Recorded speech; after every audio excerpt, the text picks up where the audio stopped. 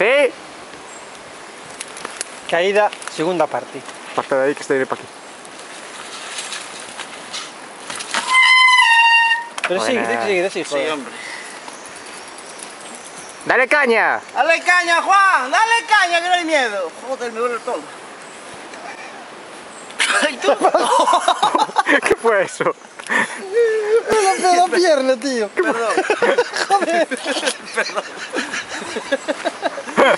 Me he hecho la pierna, tío.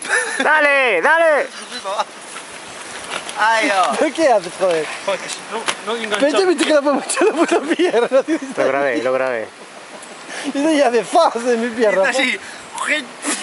Esa sería fácil de pegar. Dice,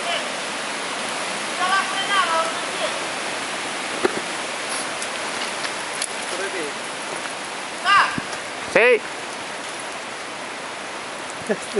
este le va a dar marcha. ¡Dale!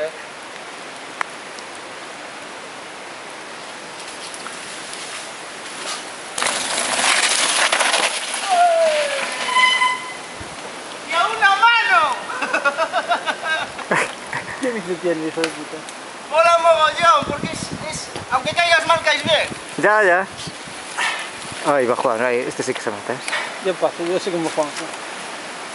Si haces fuerza un poquito, aunque no coges velocidad, caes bien porque el peralte está perfecto. Joder. No, nunca vas a cornear. No, coño, no. Juan, tienes 2 hijos, Te recuerdo. Y un seguro. Y ahí te que acabar de pagar. Juan se va a ¿Qué caer. se va a dar? Se va a dar, No haz lo que quieras. A lo mejor no te preocupes en irte a la tienda, pero... Se va a dar porque no Pinta coge... la bicicleta, para caer. No. ¡Ahí, coño! Yo creo que hay foto que da mejor, que vídeo. Pues venga, repite. Foto, joder. Digo que una foto bien pillada. Pero en el vídeo se sacan fotos.